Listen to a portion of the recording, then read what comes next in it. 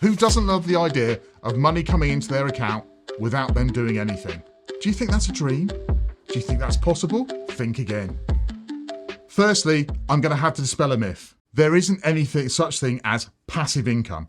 You've got to do something to be involved in the process. Things aren't going to happen today, tomorrow, next week. It's going to take longer than that. But who isn't going to love the idea of it taking a bit longer, then not doing anything, and then in 2, 3, 4 years' time, they're receiving a whole load of money that they've not had to earn for? So today, I'm going to reveal 4 passive income ideas that are going to help you do just that.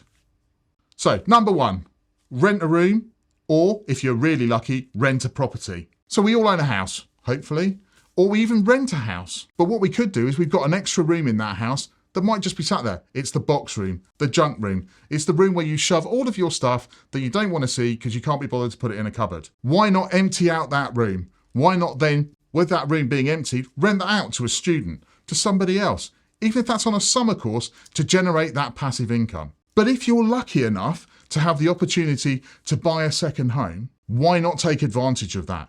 It tends to outperform the stock market, but also is going to generate you an income, keeping going forward, as long as somebody is in that property. But you're not doing anything. All you have to do is make sure that it's rented out. So second thing, invest in the stock market. From the outset, I'm going to say one big thing here. Don't invest anything that you are not prepared to lose. So the stock market can go up. It does go up. We all know that. But the stock market can go down as well. And if you are not prepared to lose that money, first of all, don't invest in the stock market. But if you can do that and you're not worried about it, it is a way of generating passive income going forward. So third thing, you're a student, you're still at school. What do you do to generate some passive income? Well, have you thought about tutoring? Have you thought about babysitting? There are going to be friends, family, all of that stuff that are going to be looking for those things. You're going to know fellow students, younger students that are struggling with exams. They're struggling to get the information, to take it in, on top of the fact that we've just had COVID. So why don't you offer that service? You're an expert in that field. You've been there, done that. You know what the exams look like. You can pass that on to somebody. If you don't want to do the tutoring, why not do babysitting? Friends, family, younger children. Babysitting can be a really good way of generating that passive income going forward.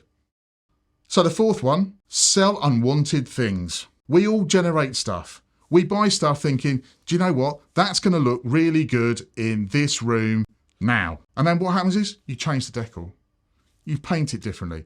And then suddenly you've got these cushions, soft furnishings, quilts, duvets, all of that stuff, books, DVDs, it goes on. But all those things are cluttering up your home. But they're not doing anything. They're not generating you anything.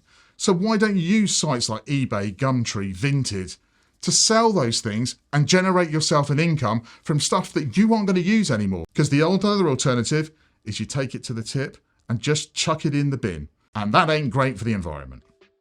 We live in a time when the cost of living increases. It keeps going up. It keeps getting worse. So passive income is a way of helping manage that. But if you want some other ways to look at it, why not check out our other video on how to manage the cost of living increases?